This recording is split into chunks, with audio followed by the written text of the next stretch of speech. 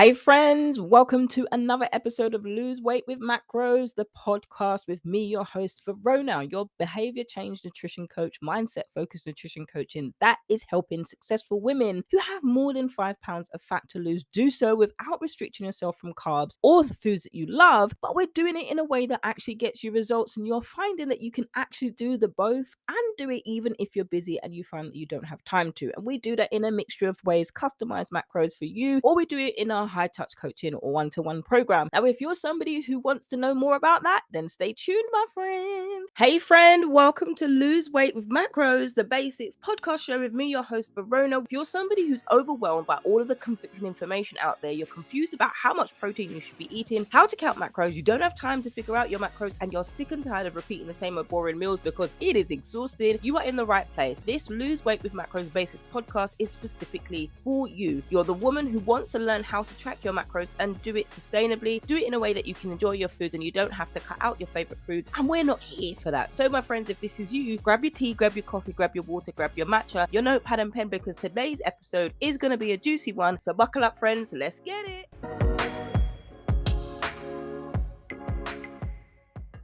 Okay, friends, we are still following the traditional theme today of Thanksgiving. So I'm giving you fun-filled tips and episodes where I'm talking about all things food pushers, Halloween, food pushers, Thanksgiving, and holiday seasons, tips and tricks, and when it comes to weight loss. But if you're somebody who wants that personalized approach, you want to know a little bit, you want to know how this relates to you specifically. You're not happy with the generalized thing. You're the woman who wants to build confidence so that next year, when Auntie Sue tries to come for you and tell you that you've gained weight, actually you can tell Auntie Sue, Auntie Sue, actually I've lost 120 pounds because I've been working with Verona. Thank ya. And then you proceed to give her my details, and Auntie Sue signs up with me for the next year. If you're somebody who wants that kind of coaching, head over to the website vanutritioncoaching.co.uk/coaching, and you can book your 15-minute coaching session with me. There you'll actually get to see my face. If you don't happen to follow me over on social media, VA Nutrition Coaching Podcast or VA Nutrition Coaching over on Facebook. If you don't follow me on there, you'll see my face and we can have a one-to-one communication, and you can get your opportunity to say, I just love your accent. I'll be like, I love yours, thank you. But you get to ask me questions, you get to know the price, the 4-figure investment. It is a 4-figure investment for the woman who is successful and serious and committed to building her confidence again, because there is nothing worse than looking down and you can't see your toes because of your overhang belly. Listen, girl, I've been there, and I was trying to search how do you lose belly fat fast. Everything I tried to do did not work, or it worked for only for a little time. Then I ended up gaining more weight than I had, and I was just continuing to eat myself more and more overweight. Now, girl, if you are in that place where you don't want to do that, then head over to the website and let's have our 15-minute chat. It is free. You don't have to put skin in the game at that instance. But if you are somebody who I'm like, oh, actually, I quite like your vibe, you're ready to do this coaching and you feel the same, then we will get that set up and then we're good to go. So, my friends, today we're talking about the different type of food pushers. So we are talking about food pushers. When it comes to Thanksgiving, we've either been, or holiday season, or even just a normal Sunday food meal. There's a difference between extending and hospitality. There's a difference between extending hospitality extending hospitality to being a food pusher. Now, if you're not familiar with food pushers, go and have a listen back to the last 2 episodes that I've done on this Thanksgiving series, where I'm talking about food pushers and how you can overcome being a food pusher. But for now, we're talking about some of the types of food pushers that you can have. Now, these are these are not an exhaustive list of all of them. Believe me, there are a lot of them. But this is not the exhaustive list. This is just a list about a few that you can have, or you might actually be, and how you can deal with it. So the first is the lazy grandfather or grandmother or grandparent. Who are these people? So the lazy grandfather is a man or a woman who enjoys the holidays and all the extra food, but they don't want to do any of the work. They don't want to get up and get their food. Now, these grandfathers are not like your old grandfathers where, you know, they are great. I'm not talking great grandfather here. I'm talking about granddaddy, grandma, Mimi, mama. I'm talking about they're still of age. They're fit granddads and grandmoms. I'm talking about those type of people who are well able to get up and get themselves or fix themselves a plate of food. Now, some of you might be like saying, Vernon, that's so disrespectful.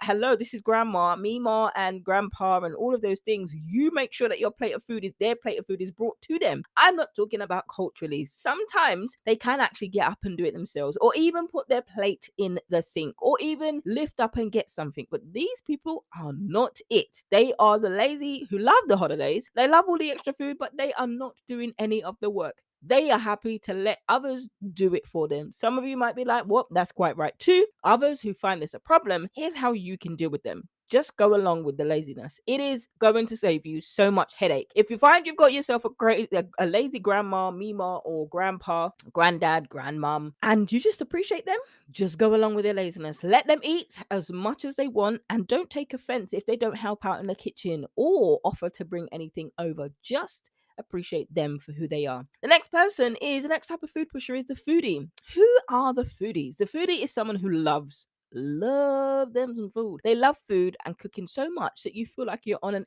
episode of MasterChef every time you eat with them. There's never a time where they are not throwing it down in the kitchen. They've got the knives, they've got the knife sharpening block. When they do the cooking, when they're in town, when the foodie is in town, you're like, you know what, let me just sit up. You come like the lazy grandma and grandfather, you let them do all the work, and quite rightly so. They'll have plenty of suggestions for what kind of meals you should make for your holiday parties, which can sometimes be a little bit overstepping the mark or condescending, and then they end up making it themselves when you invite them over. So if they tell you to make something, they're like, it needs a little bit more salt. Well, if you got salt here, you got some garlic, you got some pepper, and they're like, you know what, just come in the kitchen and just make a mess. And you like to eat their messes too, because it's like, oh, this is a good mess. I like what you did here. I can taste this, I can taste that. And like I said, you feel like you're a master chef with them. But how you can deal with them, you could probably start to ask them things like how long their meal takes to prepare, how long it's going to take for them to cook it. You can ask them them kind of questions, and then you can see if you realistically have the time to try and do this instead of feeling under pressure that you have to cook the way that they do. Let them walk in their lane of genius. If that is not your lane of genius, don't worry about it. Thanksgiving and holidays and Christmas dinner is stressful enough. Take the load off and ask people to cook a dish. Open up a WhatsApp chat.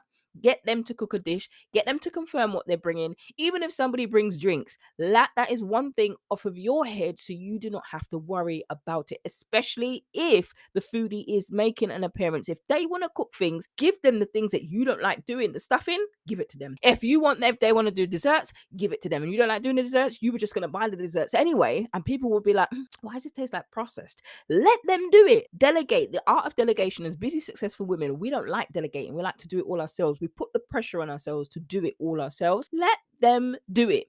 And if you're somebody who is like, what kind of ingredients that they use, and you're wondering what they use, this is why I created the virtual pantry makeover, so that you know what ingredients you've got in your pantry already, and in your fridge and in your cupboards and everywhere in the kitchen. You know what you've got already, and you can do some digging and being like, right, I've got this, and you're knowing what goes with what, so you don't feel overwhelmed and having to overspend and overbuy. You can book your session. This is not just for the holidays. This is nutrition related altogether. But as we are in the holiday season, then you can go and grab yours. vanutritioncoaching.co.uk/makeover to grab your virtual pantry makeover with me. So how do you deal with this person, the foodie? How do you deal with them? Ask them. So you're asking them how long it takes for them to prepare their meals. Then you're adjusting your schedule accordingly so that you can give them some time. You can give them some help in return for their help.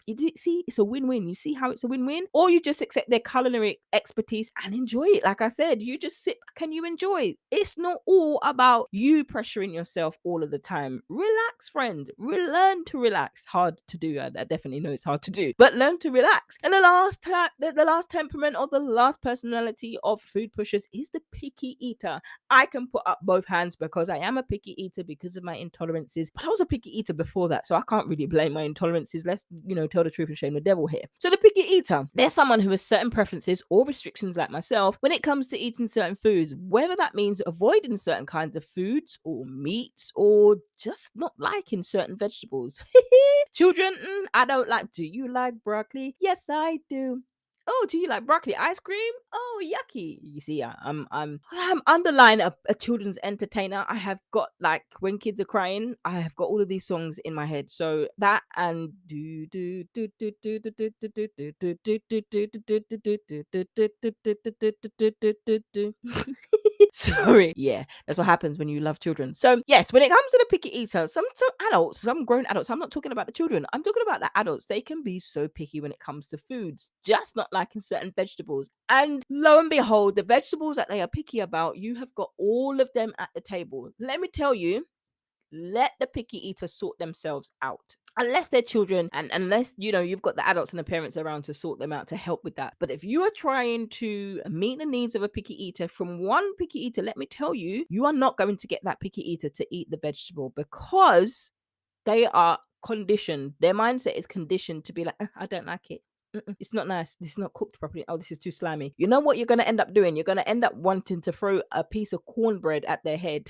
You're going to want to throw a piece of food at their head, or stuffing right in the middle of their head, so it knocks some sense into them. Okay, no, I don't condone violence. No violence at the table, please. But my point is, I joke slightly. My point is, if you're trying to take on the temperaments or the qualities of a picky eater, you are going to drive yourself into a place that is not going to bring out wholesome words to that person, and it's going to stress you. So instead of that stress, you already stressed, remember, instead of having more stress, relax with them. If you're cooking a meal for them, ask them what is it that they like. Make sure that all the ingredients are clear, or you can make sure that all the ingredients are clearly labeled so that they can avoid anything they don't want, or add it in if they do. Don't go over and above. They're not this special kind of guest. If there are extra things like pepper sauce or hot sauce that they want to bring it yourself. Feel free to bring in your extra foods or your seasonings. I won't feel offended. Or I could just make it like this, or you could absolutely bring it according to your taste. I won't feel offended if you do this. If it's easy for you to do that and you feel more comfortable, I am happy with it. And that's it.